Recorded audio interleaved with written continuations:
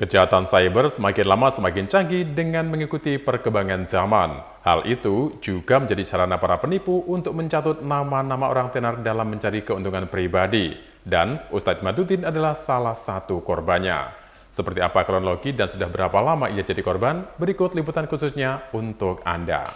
Mengenai adanya kasus penipuan yang kejahatan cyber semakin lama memang semakin canggih dengan mengikuti perkembangan zaman. Hal itu juga yang menjadi sarana para penipu untuk mencari keuntungan pribadi dengan cara mencatut nama ataupun foto orang-orang tenar untuk digunakan dalam akun mereka. Misalnya, dengan cara menggunakan foto profil di berbagai platform media sosial seperti FB dan IG.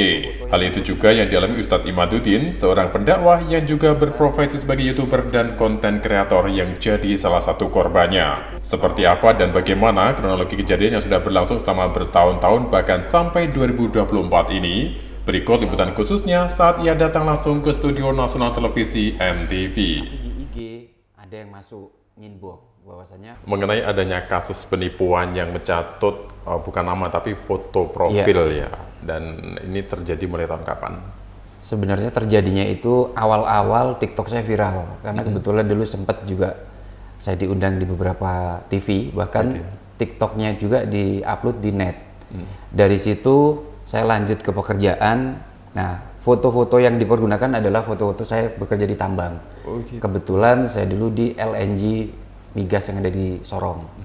Itu tahu kalau foto Anda dipakai itu dalam jarak waktu cukup lama nggak sih dengan awal kasus ini terjadi? Cukup lama karena ketika kita bekerja itu kadang kan kita nggak fokus dengan media sosial. Tapi di IG ada yang masuk nginbox bahwasanya foto-foto Anda apakah benar ini Anda, dan korbannya itu lumayan. Mereka bisa sampai 120 juta, 90 juta untuk memberikan kepada si penipu ini. Nah, begitu Anda tahu bahwa foto Anda disalahgunakan, langkah pertama yang dilakukan apa? Yang pertama kita sempat ke kantor polisi juga. Kita ada podcast juga sebenarnya dengan korbannya langsung. Jadi korban ada Kanit Reskrim waktu itu, kita melakukan podcast dari pihak kepolisian juga, ya sudah disampaikan. Dan penipuannya itu dia mengatasnamakan ibu saya sedang sakit. Terus habis itu mau keluar bekerja dari tambang, dia minta kiriman uang. Dan janji mau dinikahin. Seperti itu modusnya. Modusnya percintaan lah. Modusnya percintaan. Tahu nggak sih berapa akun yang menggunakan atau mencatut nama Anda? Kalau dari laporan itu sangat banyak dan namanya berbeda-beda. Tapi alamatnya mereka selalu menggunakan Jawa Barat. Jawa Barat. Ini kan terjadi sejak beberapa tahun yang lalu ya. Sekarang di 2024 muncul lagi ya. Muncul lagi. Jadi dia berkala dia, Pak. Jadi misalnya bulan ini ada korban sekitar 15 orang. Nanti dia berhenti itu. 3 bulan lagi mereka bisa ada lagi korban-korban berikutnya. Dan itu semuanya rata-rata janda dan mereka itu ada di luar negeri. Di rata-rata yang disasar. TKW. Ya? Kalau untuk yang di dalam negeri sendiri? Ada juga. Rata-rata semua memang janda yang tergolong janda mapan. Janda mapan. Ini untuk masyarakat yang sekarang mungkin ya menerima akun atau medsos yang menggunakan nama Anda, itu apa sih yang sebaiknya mereka lakukan? Yang pertama dilihat dari nama, ya, nama terus habis itu followernya. Kalau misalnya dia menggunakan nama misalnya Andi Pratama, yang banyak Andi Pratama, followernya itu padahal cuma 15, 20, tapi mereka percaya.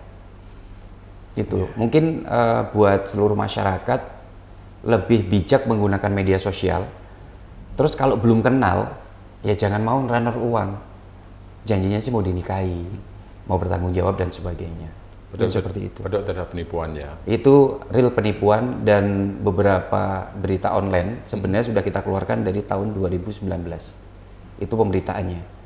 Sudah banyak, bisa dicari di Google, insya Allah sudah banyak sekali. Apakah sudah kembali melakukan pelaporan terhadap pihak kepolisian terkait kasus yang kembali terjadi ini?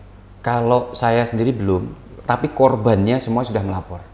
Dan dari pihak kepolisian sudah menjelaskan bahwasannya ini kan yang bikin mereka yakin video call itu menggunakan wajah saya. Dan seakan-akan mereka berbincang. Ya, tapi memang setelah mereka telepon saya, itu suaranya berbeda, logatnya berbeda. Ya pastinya beda, kita dari Banyuwangi, itu pelakunya dari Indramayu, jadi agak-agak sedikit Sunda. Banyak di KTP sih Indramayu, Tasik, dan sebagainya. Tapi yang jelas adalah bukan akun yang bukan akun, ya? Kalau untuk Instagram, Imaduddin 05, TikTok Imaduddin 05, Facebook Imaduddin 05. Setelah itu nggak ada lagi berarti? Sudah nggak ada lagi. Oke. Mungkin seperti itu.